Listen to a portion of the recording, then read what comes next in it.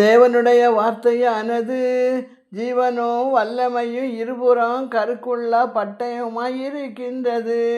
அடையாளம் அற்புதம் பலத்த செய்களையும் உன்னிடத்தில் செய்த தேவனை விட்டு விலகி போகாதே. அவர் சித்தப்படி உன்னை பரிசுத்த ஆவியால் நிறைத்து இருக்க இவ்வளவு பெரிதான ரட்சிப்பை விட்டு கவலையற்று இருப்பாயானால் வரும் தண்டனைக்கு எப்படி தப்பித்து கொள்வாய்? நாம் அறிக்கை பண்ணும் பிரதான ஆசிரியனை இயேசு கிறிஸ்து கவனித்து பார்ப்பாய். சோதிக்கப்படும் நமக்கு உதவி செய்ய வல்லவராய் அவர் இருக்கின்றார். நம் இருதயங்களை கடினப்படுத்தி வாழாமல் அவிசுவாசம் என்ற சிந்தனைக்கு இடம் கொடுக்காமல் ஆதியில் தேவனிடத்தில் கொண்டிருந்த நம்பிக்கையில் நிலைத்து இருப்பாய்.